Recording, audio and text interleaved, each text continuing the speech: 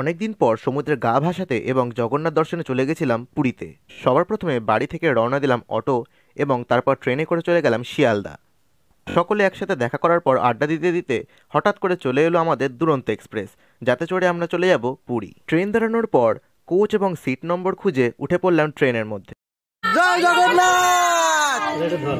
এরপর দুই বাঁদরের বাদরামি দেখতে দেখতে একটু চা খেয়ে চলে গেলাম ডিনারে। ডিনারে ছিল ফ্রাইড রাইস এবং মাংস।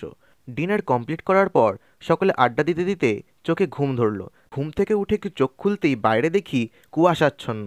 এরপর 2.5 ঘন্টা লেট করার পর আমাদের দুরন্ত এক্সপ্রেস পৌঁছে গেল পুরী স্টেশনে। স্টেশনের বাইরে গাড়ি ঠিক করে সকলে গাড়িতে চেপে চলে গেলাম হোটেলের উদ্দেশ্যে। যাওয়ার পথে সি বিচ দেখে মনটা খুব খুশি হয়ে গেল। গাড়ি থেকে নেমেই দেখি 2 উট চলেছে রাস্তা দিয়ে।